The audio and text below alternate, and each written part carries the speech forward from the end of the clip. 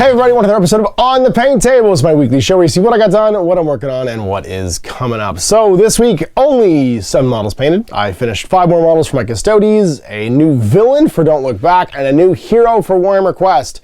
Reason for that, I gotta get some of this stuff done by year end because I really want to start working on the thing that's coming up. So I'll show you what got done, and the big pile of miniatures is gonna get painted hopefully for the new year.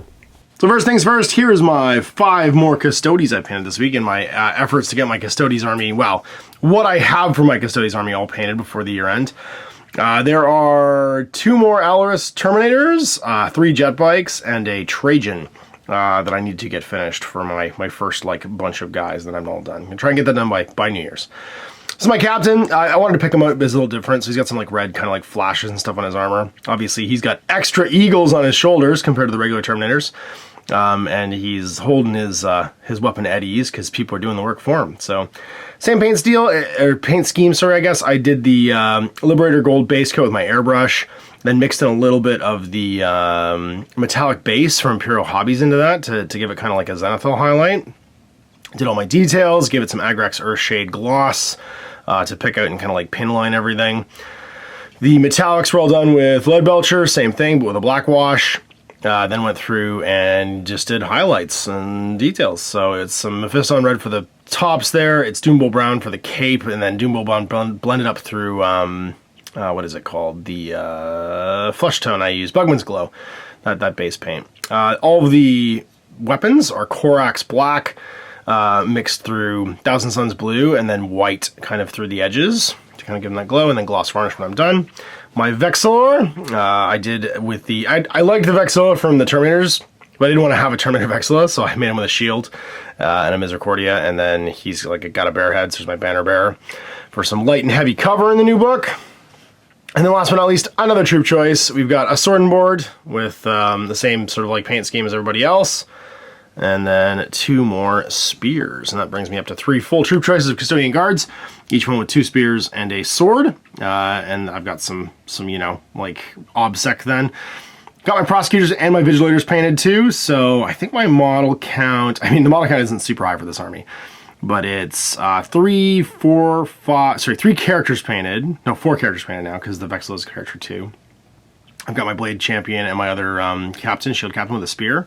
9 troops, 3 Terminators, so that's 12, 15, a Dreadnought for 16, and then I've got sort of 6 more in the wings, need to get painted, 5 more in the wings, 6 more I guess with Trajan, need to get painted. So it's a 20 model army when it's all said and done, so I should be able to get this finished by the year end. Then I painted up Boxcar Willie, Death's on the Line. He's, a chainsaw mask wearing maniac who will take you to his meat locker and use you as food, pleasantries.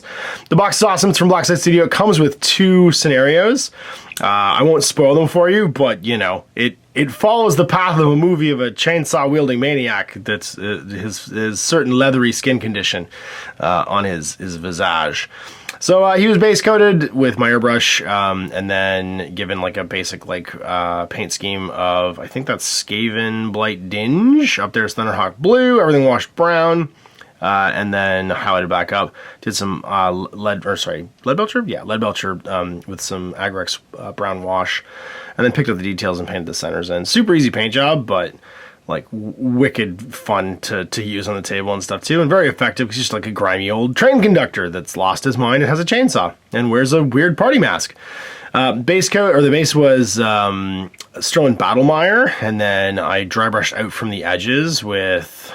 oh god, I go Morgoth brown, I think it is, and then a bit of Screaming Skull mixed into it. So you leave the dark in the middle, and then if you want to make the shadow underneath his legs a little bit darker, you can thin down some black and just sort of wash it in there, tease it out from the middle, and that gives him that cool kind of shadow on the ground. And last but not least, look at this fella. An absolute classic of a Jess Goodwin sculpt. I got a big shout out to Mark Shoemaker from Rolling Ones. He had this in his Cities of Sigmar army, and then I guess it became not a legal option, so he was like, I don't need this anymore, but I know you like Warmachine. So he sent it along to me to repaint and throw in with the mix. So I did the classic paint scheme, white details, blue cloak. You can use him as a Ranger Mage or a Ranger Knight. I will always use him as a Ranger Mage, because then he's the best fighter and the best wizard, pretty much, because he doesn't even need power. It's a He's a great hero. So standing in for Astro probably is going to be this guy going forward, and I want to paint some villains. I got some classic Black Orcs and some classic Beastmen that I want to paint up to add to my villain deck, so we can get some more 90s Quest bad guys going as well. And so then here is the coming up pile. Oh my god, it's here. It's HeroQuest. It's the big boxes of my childhood. Literally having this on the dining room table has been killing Cash for the last week. He has been begging. We played 2 games of it already. We played through the first 2 missions.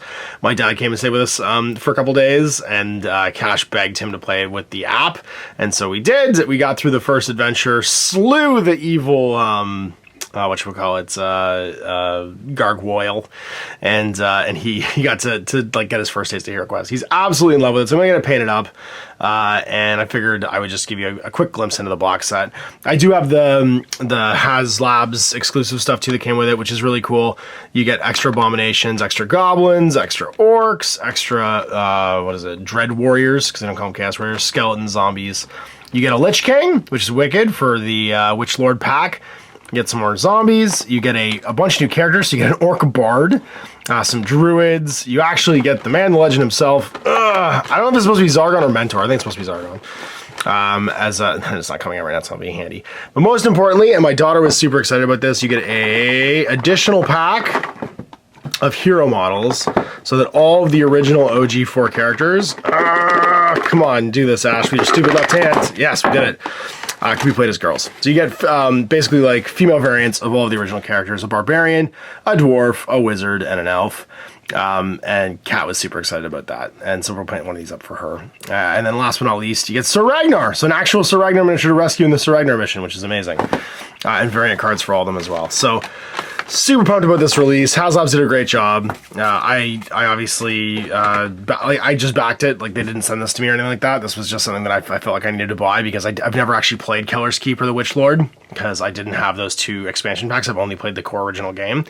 And I'm going to do my best to get to this in the new year, which means I got some painting to do. So I'm going to, at very least, paint through the core box to start off with. And I want to run at least, like, we've done every mission in the box already.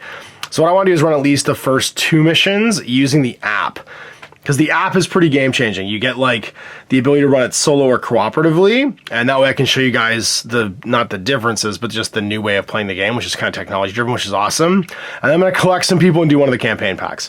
So a couple missions with the app, probably just like solo to play through and show you guys the core mechanics and, you know, the new version of the models and stuff like that.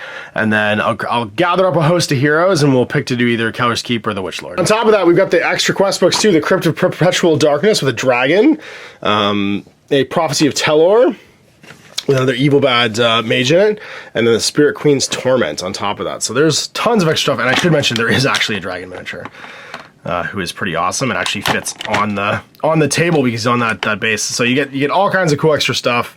And obviously lots of expansions and opportunities for us to play this going forward. So we got with 7 models painted this week, lots of stuff coming up. Obviously I'm pretty excited about HeroQuest, and I want to wrap up all these other projects that I have like ongoing, get this stuff done for my Custodes.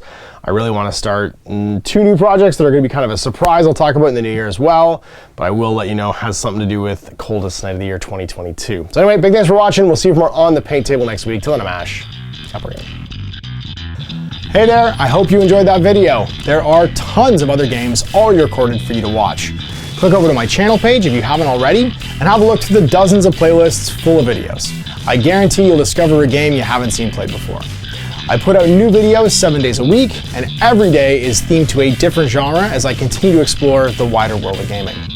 Of course, none of that's possible without you, the viewer, so click a like and subscribe if you'd like to stay on top of what's happening here daily. My 2 kids and I are massively grateful to be able to have the flexibility of this job so I can always maximize my time with them. If you want to support me continuing to put out this content, it's only possible because of my amazing backers on Patreon who support the studio, equipment, and model cost, as well as being how I make the bulk of my living. You can also help out by buying a t-shirt through Spreadshirt, a measuring gauge or widget from Death Ray Designs, or buying one of my games and supplements like Last Days, Gamma Wolves, and Blaster. As a way of showing my appreciation, patrons get early access to new games and supplements that I write throughout the course of the year. Huge thanks for watching, it really does help out, and happy gaming.